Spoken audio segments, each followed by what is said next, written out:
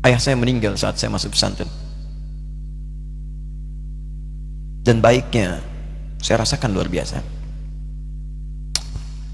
Beliau mengajar di musalla kecil dulu, sekarang jadi masjid. Itu saya selalu dibawa. Beliau mengajar, saya tidur. Sekarang gantian saya mengajar, beliau tidur. Dan kadang dipangku, gendong sampai pulang. Saya pernah sengaja pura-pura tidur untuk ingin tahu apa yang dikerjakan ayah saya di jalan. Jaga betul supaya nggak bangun. Begitu saya disimpan di kasur dan bangun, diajak bercanda. Saya mau masuk pesantren, beliau nggak sempat ngantar.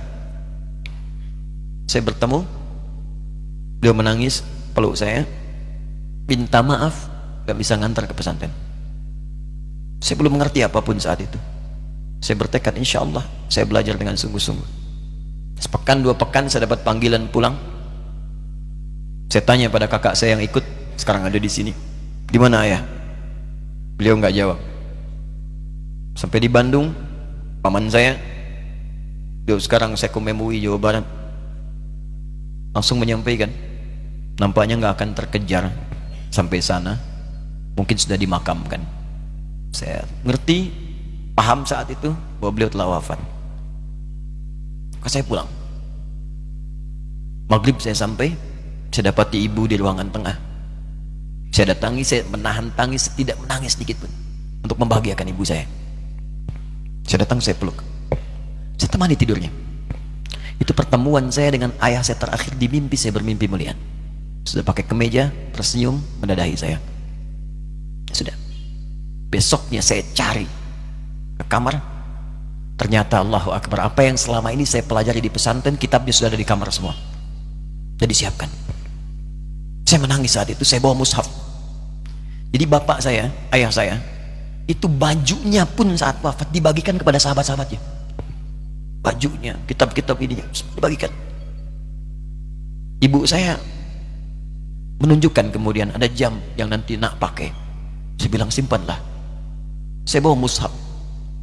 Dengan mushaf itu saya duduk di ruangan tengah, saya menghadap ke kiblat dan saya mohon kepada Allah, ya Allah, saya tak punya kemampuan lagi membahagiakan ayah saya saat hidup di dunia, tapi mohon jadikan setiap huruf dalam Al-Quran ini, ya Allah, pahalanya mengalir untuk ayah saya. Begitu saya bacakan saat itu, tak bisa saya berhenti, dan tiba-tiba langsung masuk ayatnya, artinya, posisinya, nomornya, gak pernah berhenti, masuk. Saya bertekad ingin berbuat baik. Puncaknya saya sekolah. Ibu, ya Allah, saya ingin berbakti pada ibunda saya. Anda tahu apa yang terjadi? Demi Allah saya katakan, ketika Anda bersabar, ibu saya, Bu, Pak, itu krisis 97 Pak. Waktu krisis saya masuk pesantren, saya diberikan sempurna bekal seperti anak-anak lain. Rupanya ibu saya sudah tanya kepada santi-santi, orang tuanya, berapa bekal Anda kasihkan? Dikasih yang paling tinggi itu dikasihkan pada kami tiap bulan. Saya terima. Satu kali libur saya pulang dari jauh, ibu saya tersenyum melihat, sedang jemur pakaian melihat saya. Begitu saya tiba, kaget saya. Kok pakaian ibu saya, pakaiannya nggak cocok dipakai gitu. Ini bukan pakaian ibu saya, kayak kain pel lah kalau sekarang. Saya masuk ke rumah, saya kejar, saya buka pakaiannya, lemarinya, saya nggak temukan sedikit pun. Saya kejar kakak saya, dia sudah siapkan makan. Kak perempuan kami yang kedua, mana pakaian ibu saya? Perhatikan jawabannya. Dia menangis saat itu. Dia bilang, mama itu telah menjual semua perhiasan dan pakaiannya untuk pendidikan kamu.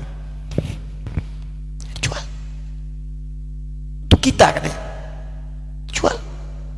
Dan bertahan dengan 150.000 per bulan saat krisis.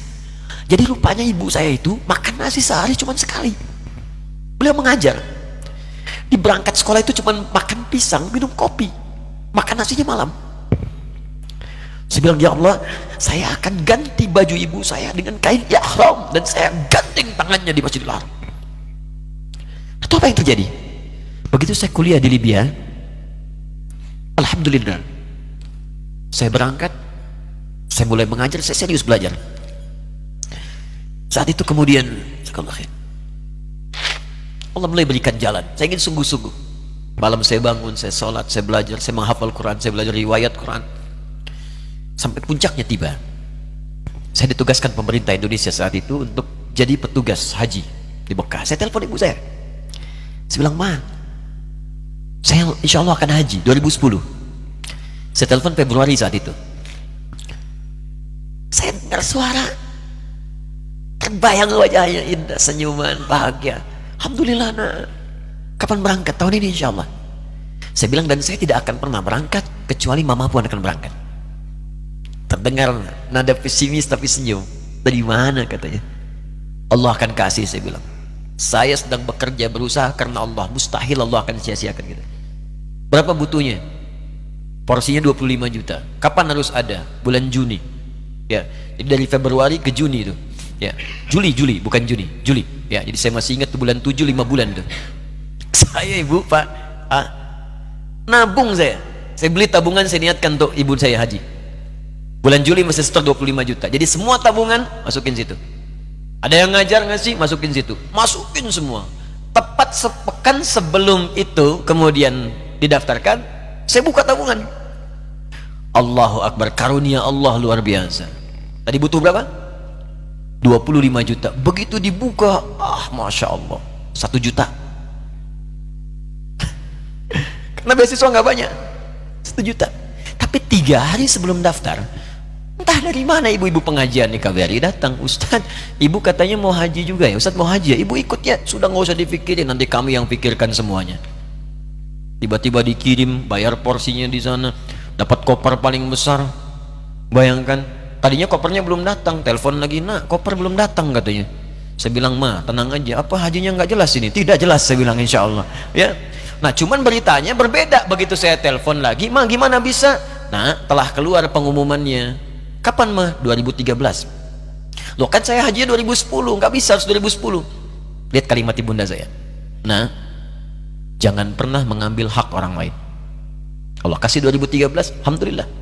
Saya bilang, Ma, kita tidak harus mengambil hak orang lain, tapi kita meminta kepada Allah yang memanggil kita. Boleh jadi Allah akan berikan tambahan kuota pada tahun ini. Doa lagi, minta, langsung ke masjid. Tiba-tiba ada sidang oki di Istanbul saat itu, keputusan 1.000. Setiap ada 1.000 muslim, 1 kuotanya.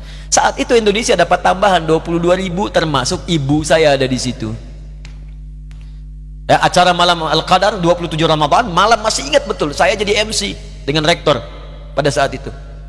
Saya nggak pernah bawa handphone, tiba-tiba handphone itu saya bawa, berbunyi kemudian telepon itu. Saya minta pada rektor izin, saya angkat dulu, diperkenankan. Saya kemudian ke belakang masjid, saya angkat. Tiba-tiba saya dengar suara sudah menangis. Nah, katanya, kenapa, Ma? Alhamdulillah, Mama bisa haji. Ternyata kuota itu termasuk ibu saya. 5 bulan, Pak. Wena biasa. Nggak bayar tambahan, nggak ada macam-macam, bisa berangkat. Begitu saya berangkat duluan, saya tungguin betul di apartemennya, di maktabnya sampai datang. Begitu sudah datang, saya nggak sapa, saya lihat dari jauh.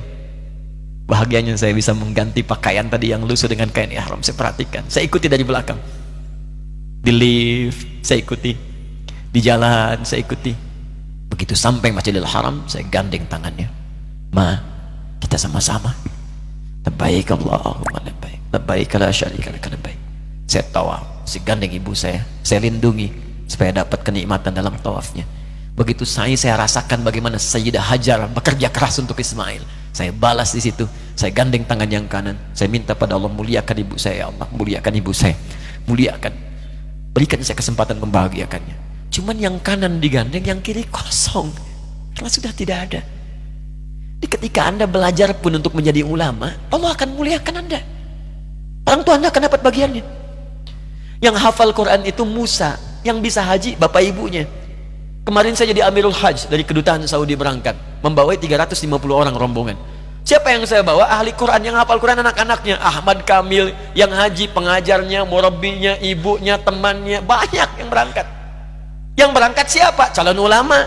Dijadi ulama itu jangankan sudah jadi, kalau benar caranya, baru bergerak pun Allah pasti akan jaga. Kalau benar caranya. Di satu pertanyaan tadi, pilih mana orang soleh atau ulama? Jangan pisahkan. Karena jadi ulama itu adalah tingkat tertinggi bagian dari orang saleh. Jadi mesti ada yang jadilah di keluarga.